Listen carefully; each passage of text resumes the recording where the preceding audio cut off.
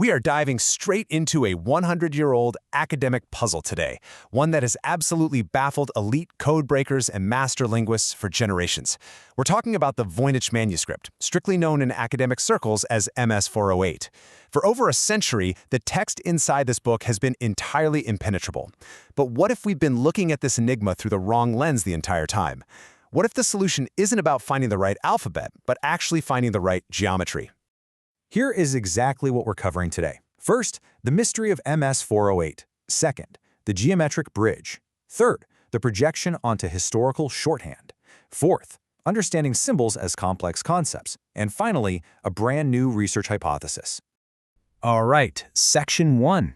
The puzzle of MS-408. For decades, every single attempt to read MS-408 phonetically, to try and map its characters to a spoken language, has literally hit a brick wall. The brightest minds have thrown massive computational power at this manuscript, and the frustration in the academic community is just palpable. For years, researchers have been looking at these isolated, looping shapes and trying to force a phonetic sound onto them, like, oh, that's an A, or that's a T. But when you observe the deliberate, highly complex construction of these characters, you really have to ask, have our foundational assumptions just been wrong this whole time? What if we're not looking at phonetic letters at all? Which brings us to Section 2, the geometric bridge. Okay, let's dive into this. For the historians and cryptographers tuning in, what we're looking at is a strict professional hypothesis, not just some theoretical guesswork. The methodology here is incredibly objective. First, you establish a clear 0 point on the character, usually a prominent peak or a starting stroke. Second, from that exact null point, you measure the precise angles and vectors to all the other significant curves and intersections. You're basically building a fixed star map of angles for that specific character. And third, you take that precise geometric star map and you project it. It's a highly testable, totally repeatable system. Section 3. Projecting onto historical shorthand. So what exactly are we projecting this star map onto? Well, the researchers used the Capelli archive. This is a massive historical data set with over 14,000 signs and ligatures from 15th century medieval Latin shorthand, which crucially is the exact era the Voynich Manuscript was carbon dated to. And this brilliantly illustrates the core of the discovery. When you take a starting point on the far left and maintain exact vectors, like a strict 50-degree angle for instance, the geometry of the MS-408 symbol flawlessly maps onto the standard Capelli DE ligature. It's a precise parallel shift that aligns perfectly.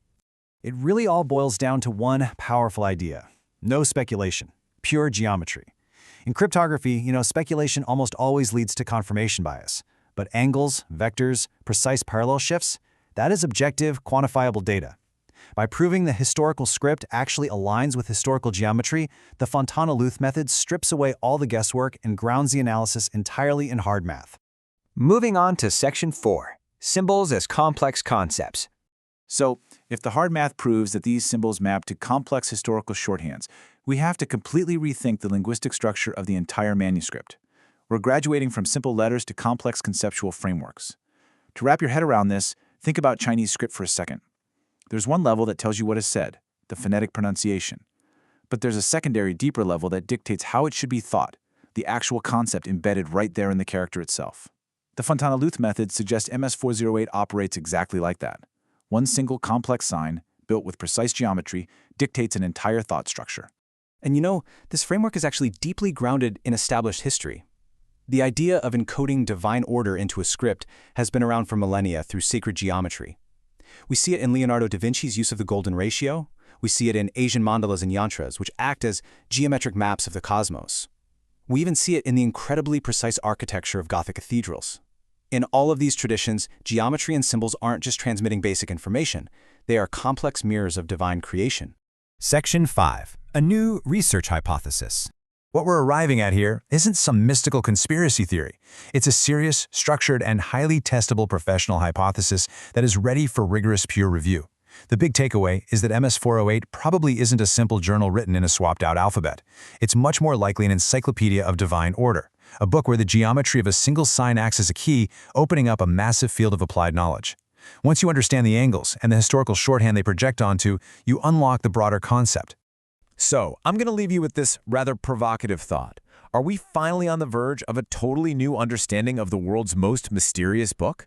The Fontana-Luth Method 2026 has literally built the geometric bridge. Now it's up to the wider scientific community, the historians, the linguists, the cryptographers, to walk across that bridge, test the math, and expand the map.